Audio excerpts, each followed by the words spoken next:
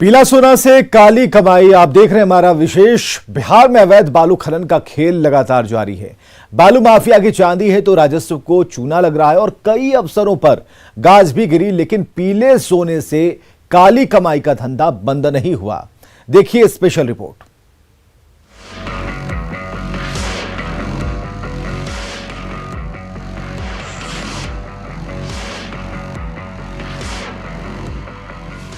बिहार में बालू यानी पीला सोना काली कमाई का बड़ा जरिया है।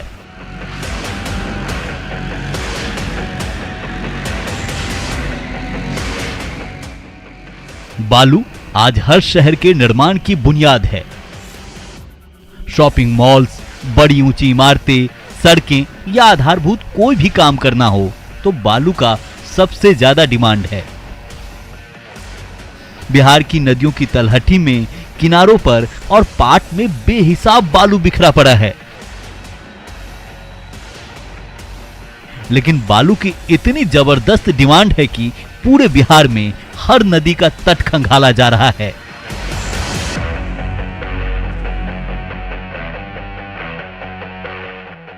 नदियों को खोदा जा रहा है। हाल यह है कि बालू माफिया बालू खनन के धंधे पर अवैध कब्जा जमाए हुए है। नतीजा यह है कि आए दिन लाख कार्रवाई के बावजूद बिहार में अवैध बालू खनन पर लगाम नहीं लग रहा। कई बार तो बालू को लेकर खूनी संघर्ष भी देखने को मिलता रहा है। सरकार ने बालू के अवैध खनन पर रोक के लिए कई एक्शन प्लान बनाए। कई बार अधिकारियों पर गाज भी गिरी, लेकिन बार बार एक्शन प्लान फेल होता रहा है। रेत माफिया अधिकारियों को रिश्वत देकर बेरोक टोक अपना अवैध कारोबार कर रहे हैं। जो अधिकारी विरोध करते हैं या रिश्वत लेकर आंख मूंदने को राजी नहीं होते, उन्हें रास्ते से हटा दिया जाता है। इसके लिए एक बड़ा तंत्र काम करता है। बिहार में प्रतिबंधित बालू घाटों से बेरोक टोक बालू का अवैध खनन कोई नई बात नहीं है। शाम होते ही ट्रैक्टर का काफिला घाट पर उतर जाता है। बालू माफिया और पुलिस का गठजोड़ ऐसा कि कोई रोक न सके। रात भर ट्रैक्टर से बालू की ढुलाई होती है। ढुलाई के दौरान माफिया के गुर्गे संरक्षण देने का काम करते हैं। यानी लाख कोशिशों के बावजूद पीला सोना पर काली कमाई जारी है। यही वजह है कि आज भी तय रेट के बावजूद बालू ब्लैक में ही मिलता है।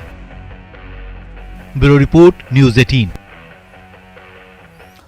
बिहार विधानसभा में अवैध बालू खनन का मामला गूंजा। खनन मंत्री ने अवैध बालू खनन पर सरकार का ब्लूप्रिंट रखा तो बीजेपी विधायकों ने बालू के ब्लैक मार्केटिंग का मसला उठाया।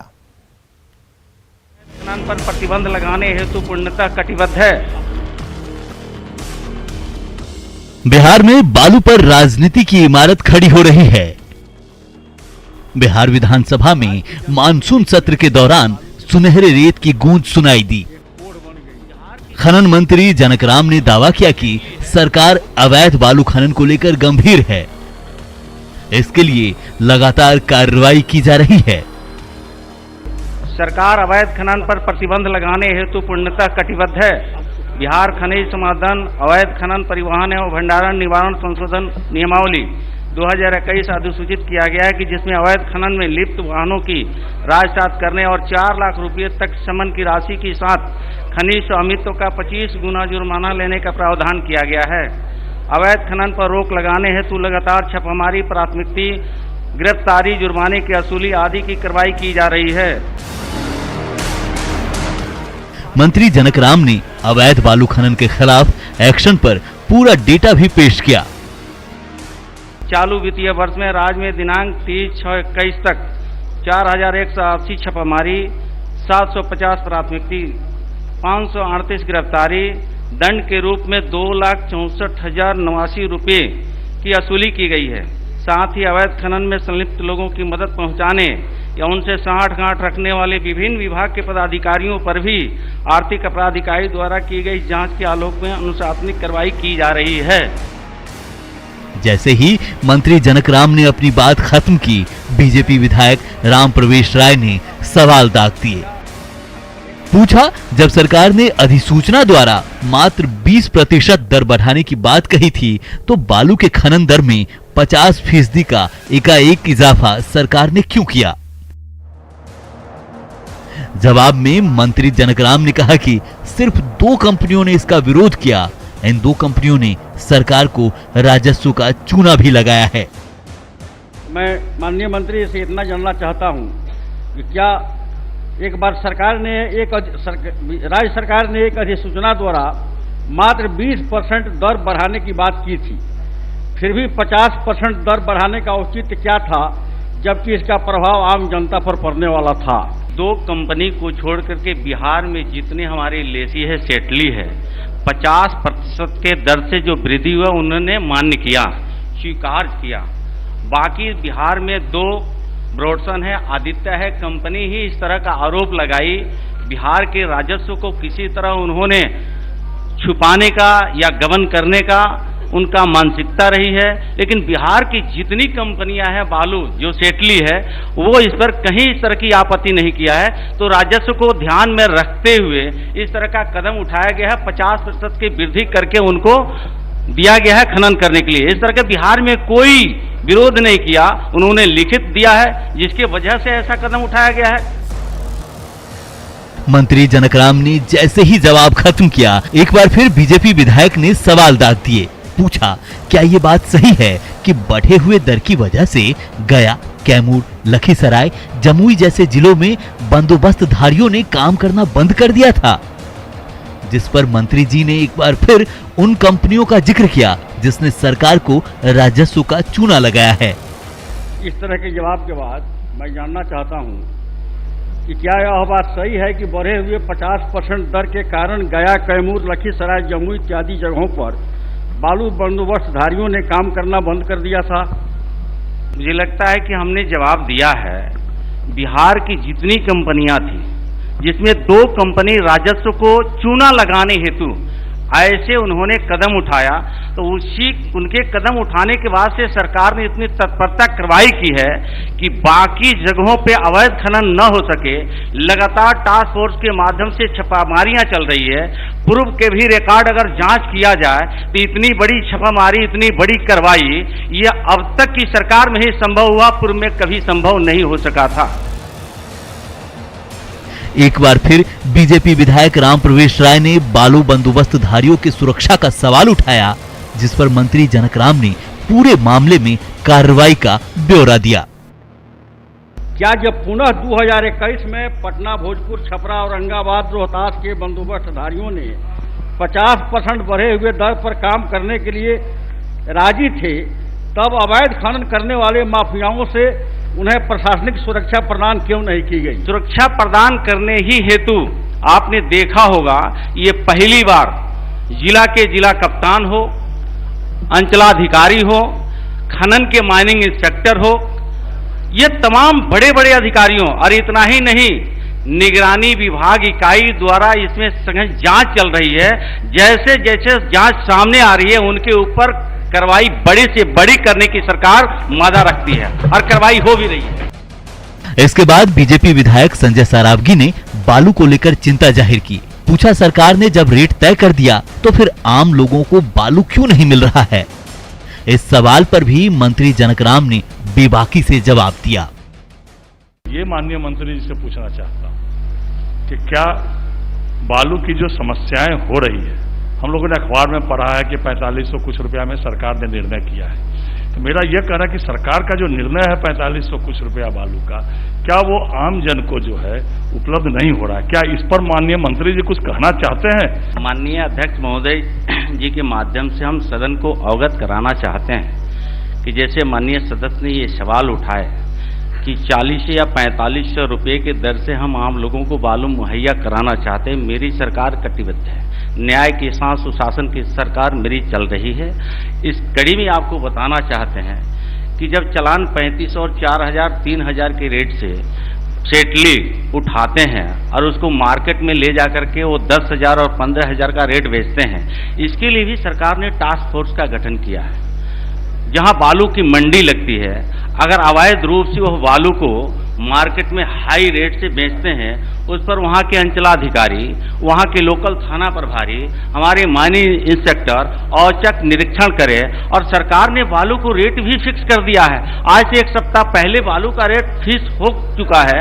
अगर उससे महंगे दर पर कोई बालू बेचता है तो औचक जांच करके उसके ऊपर FIR करना है, उस बालू को जब्त करके फिर जनता के बीच में सस्ते दर पे मुहैया कराना है। सरकार कटिबद्ध है। बिहार की धरती पर बालू बेहिसाब बिखरा पड़ा है, जिसका लगातार अवैध खनन होता रहा है और माफिया से लेकर नक्सली तक बारे न्यारे होते रहे हैं। यही वजह है कि बालू पर हमेशा से राजनीति की बड़ी बड़ी दीवार खड़ी होती रही है। पटना से अमित कुमार और शैलेंद्र कुमार की रिपोर्ट, न्यूज़ 18। तो बालू के अवैध कारोबार पर न्यूज़ 18 की कवरेज को मंत्री जनक राम से लेकर मंत्री अशोक चौधरी तक ने सराहा है। वहीं विपक्ष बालू के बहाने सरकार को घेर रहा है। तो यह अमनाबाद का इलाका है। न्यूज़ 18 बालू के अवैध खनन की खबर को लगातार दिखा रहा है।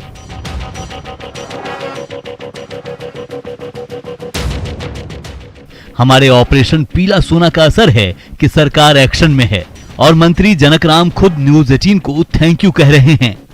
सबसे पहले न्यूज़ 18 ने इस खबर को उठाया 12 मार्च को। अब सरकार लगातार सबसे पहले तो सभी न्यूज चैनल हो, प्रिंट मीडिया हो, हम आपके माध्यम से न्यूज़ 18 को भी हम धन्यवाद देना चाहते हैं। मंत्री जनक राम का दावा है कि अवैध खनन के खिलाफ लगातार कार्रवाई हो रही है। न्यूज़ 18 का विशेष तौर से धन्यवाद। न्यूज़ 18 ने जान पर खेल करके हकीकत को सामने लाया था। आपने उस चीज़ों को देखा, आपका वक्तव्य भी आया, कार्रवाइयाँ हुई, निश्चित तौर पर कार्रवाइयाँ हुई, लेकिन अभी भी बालू का अवैध खनन जो है वो जारी है। तो ऐसे में आगे किस तरह की कार्रवाई होगी? मुझे लगता है कि उस पर भी एक रणनीति बन रही है और आए दिन छापेमारी हो रही है। आपने देखा होगा कि वो ट्रैक्टर हो, ट्रक हो, हाईवा हो, जेसीबी हो, नाव हो, कहीं भी इस तरह की अगर संयुक्ता पाई जा रही है तो सरकार अधिकारी उस पर तत्परता से कार्रवाई कर रही है, छापेमारी कर रही है। उसके ऊपर जो है कि मुआवजा लग रहा है, फाइन लग रही है और फाइन जो नहीं देने में सक्षम 1 महीने में हो रहा है उसको भी वो जब्ती के साथ साथ उसके ऊपर 25 गुना वृद्धि का, नहीं तो नीलाम करने का प्रावधान कर दिया गया है। धन्यवाद न्यूज़ 18 ने, आपने प्रमुखता से दिखाया और सदन में हमने जवाब भी दिया, इसके लिए आप सबको धन्यवाद। चलिए, तो ये खनन मंत्री हैं, सीधे तौर पर इनका कहना है कि बालू खनन मामले में सरकार के संज्ञान में न्यूज़ 18 ने लाया था। मार्च माह में ही जो है वो बालू का अवैध खनन का मामला सबसे पहले न्यूज़ 18 ने प्रमुखता से दिखाया और उसका असर हुआ कि प्रधान सचिव ने पत्र लिखा डीजीपी को, डीजीपी ने कार्रवाइयाँ की। 41 अधिकारियों के खिलाफ अब तक कार्रवाई हुई है और आगे भी कार्रवाई जारी रहेगी, ये कहना है खनन मंत्री का। मंत्री अशोक चौधरी ने भी अवैध बालू खनन पर न्यूज़ 18 की कवरेज को सराहा है। न्यूज़ 18 जो रीजनल चैनल्स हैं उन लोगों तो बहुत से इश्यूज को रेकअप करते रहते हैं। ये तो एक तो बोला जाता है ना कि प्रजातंत्र में, डेमोक्रेसी में जो जर्नलिज्म है वो एक चौथा स्तंभ है। अगर 3 आदमी नहीं सुनता है तो चौथा स्तंभ एक्टिव होता है। तो ठीक है, अच्छी बात है, ये तो प्रदेश के और जनता के हित में है। वहीं बीजेपी विधायक राम प्रवेश राय की दलील है कि अभी भी अवैध खनन पर लगाम नहीं लग सका है। गंगा से लेकर सोन नदी तक बालू का अवैध खनन जारी है। बालू के बंदोबस्तधारी हैं, वो बैठे हुए हैं, काम नहीं कर रहे हैं। उन्होंने काम करने से इसलिए इनकार कर दिया कि उन्हें हम सरकार ने सेफ्टी नहीं दिया। उन्होंने सुरक्षा की मांग की कि जो बंदोबस्तधारी हैं वो काम करने जाते हैं तो माफिया लोग उनके साथ मारपीट कराते हैं, उनके गुंडे उनको तरह तरह से तंग करते हैं। फलस्वरूप वो बालू का खनन नहीं कर पाते हैं। अवैध खनन हो रहा है। अवैध खनन करने के लिए ही ऐसा किया जाता है और आज भी अवैध खनन जारी है। अब जाकर के देखिए, गंगा में, गंडक में सैकड़ों, सोन नदी में सैकड़ों नावें चल रही हैं, गाड़ियां चल रही है, ओवरलोड करके अवैध खनन करके बालू की ढुलाई हो रही है। विधानसभा में सरकार की ओर से दिए गए जवाब से कांग्रेस विधायक विजय शंकर दुबे संतुष्ट नहीं हैं। दावा कर रहे हैं कि सरकार ने जो रेट तय किया है उस रेट पर अभी भी बाजार में बालू नहीं मिल रहा। बालू खनन पर कंट्रोल करने की नीतियों की जो सिर्फ घोषणा हुई, बालू सरकार के रेट पर आम पब्लिक को उपलब्ध नहीं है। व्यवस्था वो कारगर विधायी व्यवस्था नहीं हो सकी है, जिससे आम लोगों को सरकार के रेट पर, फिक्स रेट पर बालू उपलब्ध बाजार में नहीं है। वहीं आरजेडी और एआईएमआईएम के विधायकों का मानना है कि बालू का खनन रुकने वाला नहीं है। आज सदन के अंदर में माननीय मंत्री जी जवाब दे रहे थे कि हम लोग अवैध बालू पे रोक लगाने का प्रयास कर रहे हैं। अवैध बालू रुकने का चीज नहीं है इन लोगों से। जो सोन का अस्तित्व है वो खत्म में होने जा रहा है, उसका अस्तित्व खतरे में है। हजारों मैट्रिक टन, मैं दावे के साथ कहता हूं कि हजारों मैट्रिक टन ईंटा उसमें बिछा दिया गया है सोन के तल के अंदर में, केवल बालू निकालने के लिए। खनन का मामला, शराब की माफियागिरी तो हो ही रही है। इन माफियागिरियों के बारे में हर दिन चर्चे हो रहे हैं, लेकिन इस पर कोई कार्रवाई नहीं हो पा रही है, अफसोस की बात है। बालू के अवैध खनन के खिलाफ भले ही कार्रवाई जारी हो, लेकिन सत्तारूढ़ विधायक से लेकर विपक्ष का दावा है कि अभी भी बालू माफिया चांदी काट रहे हैं। अवैध बालू खनन के मुद्दे पे भले ही खनन विभाग के मंत्री ने ये कह दिया कि इस मसले को लेकर के हम गंभीर हैं और दोषियों के खिलाफ कार्रवाई की जा रही है, लेकिन सवाल यहाँ ये उठता है कि अब तक खनन विभाग कुंभकर्णी निद्रा में क्यों सोई हुई थी? क्यों नहीं ऐसे अधिकारियों पर पहले कार्रवाई हुई जो सोन और गंगा के कोख से अवैध बालू खनन करवाया कर रहे थे? कैमरा पर्सन मनीष जुनेजा के साथ अमित कुमार, न्यूज 18 पटना। तो खनन विभाग का दावा है कि बालू का रेट तय कर दिया गया है। पटना में जब हमारी टीम दीघा इलाके में पहुंची तो खनन विभाग के दावों की हकीकत सामने आ गई। पता चला कि 7,000 से 7,500 रुपए में खदान से ही बालू मिल रहा है, लिहाजा यहां 100 CFT बालू की कीमत 14,000 तक वसूले जा रहे हैं। पटना में बालू की कालाबाजारी को रोकने के लिए अधिकारियों को जिम्मा सौंपा गया है। मोबाइल नंबर दिए गए हैं। हमारे सहयोगी संजय कुमार ने अधिकारी सनी कुमार से बात की तो वो पल्ला झाड़ते नजर आए। आपका अधिकार क्षेत्र इन लोगों के लिए नहीं है जो दीघा थाने के बगल में ट्रैक्टर लगाकर जो बेच रहे हैं, उनके लिए नहीं है ये? नहीं, तो वो उनके लिए इसलिए नहीं है क्योंकि वो लोग आप लोग की मजबूरी का मनमाना फायदा उठाना चाहते हैं। तो ये अवैध और मतलब खनन एवं भूतत्व विभाग ने जब कहा तो ये अवैध और मनमाने तरीके से क्यों बेचेंगे? इनके खिलाफ कार्रवाई नहीं होनी चाहिए? नहीं, बिल्कुल बिल्कुल होनी चाहिए। वही हम कह रहे हैं आपको कि लगातार कार्रवाई चल रही है। नहीं, तो वहाँ तो अभी कई ट्रैक्टर लगे हुए हैं, वहाँ तो कम से कम 20-25 ट्रैक्टर लगे हुए हैं जो बोल रहे हैं कि 13 से 14,000 रुपया लगेगा तभी हम आपको दे पाएंगे। दीघा घाट पे बोल रहे हैं आप ना? दीघा थाना के बगल में, ठीक दीघा बाजार में जहाँ ट्रैक्टर लगा रहता है जी, दिखावे के लिए वो चालान दिखा रहे हैं 4,000 का, लेकिन वो कह रहे हैं कि हम वहीं से 7,500 में खरीदते हैं तो आपको फिर इतने में कैसे दे पाएंगे? अच्छा ठीक है, हम बात कर लेते हैं दीघा थाना में। ठीक है ना। और खबरें लगातार जारी हैं, आप बने रहें हमारे साथ। सरकार अवैध खनन पर प्रतिबंध लगाने हेतु पूरी तरह कटिबद्ध है।